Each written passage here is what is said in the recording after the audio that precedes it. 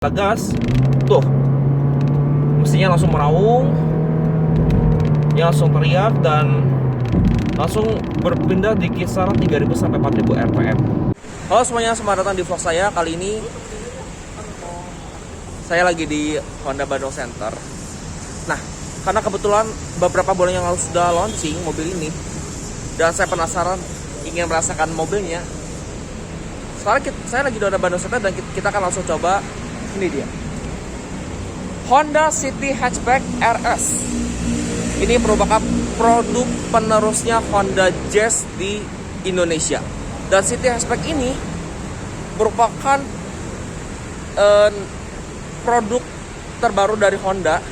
Dan ini Indonesia merupakan negara kedua di dunia yang melaunching Honda City Hatchback ini. Karena pertama Thailand, kemudian di sini Indonesia itu yang kedua. Nah, tanpa lama-lama kita langsung mencoba mobil ini ke jalan raya. Let's go. Nah, pertama kali bawa City Hatchback, ini enak banget ya. Gue jujur aja pertama kali bawa itu, ya setirnya memang ini enteng. Pertama ini enteng banget dan feedbacknya ya dia cukup terasa dan cukup presisi. Tapi yang gue paling senang sama City Hatchback itu dia mesinnya tuh responsif. Walaupun ini bukan mesin turbo ya, dia masih pakai 1500cc NA seperti Honda Jazz, tapi dia DHC. Nah, nih kalau kita gas, tuh mesinnya langsung meraung, dia langsung teriak dan langsung berpindah di kisaran 3000 sampai 4000 rpm. Ini enak banget loh. Dia langsung di siksak ke 3000 sampai 4000 rpm tanpa delay. Padahal ini transmisi Honda City Hatchback tuh dia CVT loh. Tapi overall ini enak. di nyegasnya cepat tuh, dia cukup responsif dan tarikannya enak. Untuk pengendalian City Hatchback ini overall masih tergolong cukup baik dan dia masih oke lah, dia cukup stabil tapi ini enggak limbung di tol. Untuk posisi mengemudi Honda City Hatchback ini dia masih tergolong cukup ergonomis karena dia pertama setirnya sudah bisa tilt dan teleskopik, serta juga dia punya pengaturan hand gesture untuk mengemudi. Dan ini menurut saya posisinya cukup enak, dia cukup ergonomis dan pas gitu. Tapi memang kalau buat saya sendiri memang ini setirnya mungkin kalau lebih baik dia agak sedikit diturunkan gitu, maksudnya tiltnya agak sedikit ke bawahnya gitu. Kalau lebih ke bawah ini lebih enak lagi nih posisi mengemudi ini. Tapi overall untuk posisi mengemudi Honda City Hatchback ini saya bilang cukup ergonomis karena dia teleskopiknya panjang dan tiltnya oke lah, tapi agak kurang ke bawah dikit gitu. Nah, untuk peredaman kabin dari Honda City Hatchback ini tergolong baik. Tapi yang sangat mengganggu sekali peredaman kabin itu road noise. Jadi begitu misalkan kita lagi di jalan yang kontur aspalnya itu kasar di kecepatan tinggi, itu suara road noise itu sangat terasa banget dan mungkin agak kurang aja gitu peredam di bagian ini, peredam suara di bagian roda gitu. Mungkin lebih baik kalau peredaman tuh ditambahin lagi gitu dikit. Nah, bicara bantingan suspensinya ini empuk, lumayan empuk, dan karakternya tuh bukan kasar tapi dibantingannya enak. Dia sedikit lunak tapi memang agak keras gitu, keras tapi lunak. Enak nih City Hatchback. Lantas, bagaimana performa dan kehematan dari Honda City Hatchback? Nah, untuk performa Honda City Hatchback, karena ini mesinnya sebenarnya masih sama kodenya, dia E15 tapi mesin ini baru. Dia E15B DHC, tapi untuk tenaga dan torsi ternyata hampir sama lah sama Honda Jazz. Nah, untuk akselerasinya juga dia memang nggak beda jauh, 0 sampai 100 km/jam. Mobil ini tuntas dalam waktu 11,4 detik. Oke, dia cukup cepat, tapi memang karena dia transmisi CVT, memang kalau di startnya memang agak lambat. Tapi kalau di putarannya udah tinggi, dia langsung sangat sigap dan responsif. Nah, untuk konsumsi BBM Honda City Hatchback juga dia masih tergolong irit. Dia lebih irit sedikit lah dibandingkan Honda Jazz yang generasi sebelumnya. Jadi di dalam kota dengan kecepatan rata-rata 22 km per jam, mobil ini mencatat 12,3 km per liter, dan itu masih tergolong irit. Tapi kalau di tol ini jauh lebih hemat. Di tol dengan kecepatan rata-rata 90 km per jam, dia masih mencatat 19,2 km per liter. Tapi kalau Anda sabar, mestinya ini bisa lebih irit. Dia kalau misalkan Anda bawa 70, 80, bisa jalan 120. Luar biasa karena dia transmisinya juga dia CVT dan menjaga putaran mesin tuh selalu rendah. Dan di 100 km per jam juga mesin dia hanya berputar di kisaran 1800 RPM. Itu terbilang rendah lah buat sebuah Honda City Hatchback. Meski begitu, ada beberapa hal yang agak mengganggu di City Hatchback ini. Memang ada beberapa hal yang sedikit agak mengganggu di Honda City Hatchback ini. Yang pertama itu speedometernya ini kayak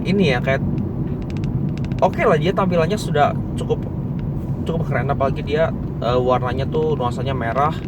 Tapi yang agak kurang itu dia belum full TFT speedometernya. Jadi dia ini layarnya masih layar monokrom, dan ini ngingetin kayak Honda CR-V generasi ketiga kalau nggak salah. Tapi ini tampilannya ini terlalu old school gitu rasanya. Kemudian yang kedua, di belakang itu oke, dia ada power outlet, tapi mungkin lebih baik lagi dia diberikan input USB untuk ngecas gadget di belakang. Oke, dia sudah ada power outlet, tapi memang mungkin lebih baik lagi kalau menurut saya dia ditambahkan input USB untuk mengecas gadget gitu. Jadi nggak perlu pakai adapter socket lighter lagi itu buat ngecas di bagian belakang. Sama satu lagi yang sebenarnya ini ada penurunan di generasi sebelumnya itu seatbelt. Oke, seatbeltnya ya sekarang rapih, tapi memang dia udah nggak ada adjuster lagi gitu. Tapi memang kalau sebagian orang jarang banget dipakai, tapi ya agak mengganggu dikit gitu.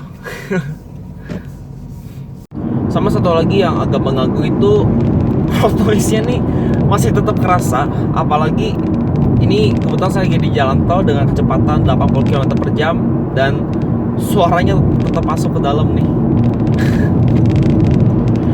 Mungkin lebih baik dikasih peredam tambahan lagi di bagian kolong lah, atau nggak di bagian ban gitu. Tapi di sisi lain, City Hatchback memiliki banyak kelebihan.